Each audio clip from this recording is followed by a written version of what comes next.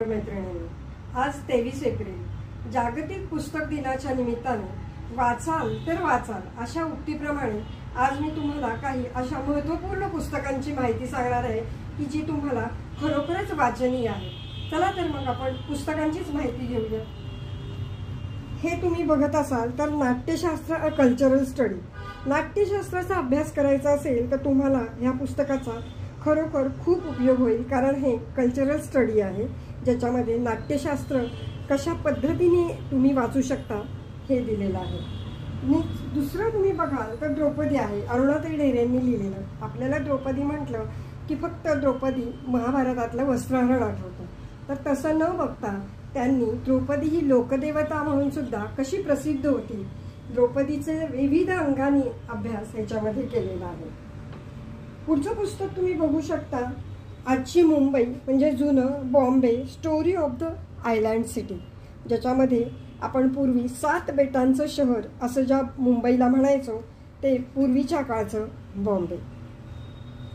त्याच्यानंतर तुम्ही बघू शकाल मराठी मॅन्युस्क्रिप्ट्स कलेक्शन ॲट बोरी, सुनीला गोंधळेकर यांनी हे लिहिलेलं आहे की काही कलेक्शन आपल्याकडे मराठी हस्तलिखितांचं आहे, मग ज्याच्यामध्ये हरिदर्पण असेल, पांडव प्रताप असेल, प्रियसुधा, महाभारत शल्य पर्व अशा वेगवेगळ्या पोथ्यांची ही सूची आहे। असं करत करत तुम्ही बघू शकता संभाजी महाराजांचं बुधभूषण जे 1926ची आमच्याकडे आवृत्ती होती, त्याचंच आम्ही आता मराठी आणि इंग्लिश असं ट्रान्सलेशन केलेलं आहे। तुम्ही बघू शकता संस्कृत श्लोक आहे, त्याचंच मराठी ट्रान्सलेशन आहे आणि त्याचंच इंग्लिश ट्रान्सलेशन आहे। असं हे संभाजी महाराजांचं बुधभूषणही आपल्या इथे उपलब्ध आहे।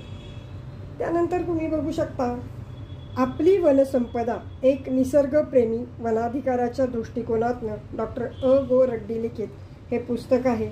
आपली आज वनसंपदा जपण्याची किती आवश्यकता आहे आणि त्याचं महत्त्व काय हे सगळं इथे नमूद केलेलं आहे, चित्रांसहित ह्या पुस्तकामध्ये उपलब्ध आहे।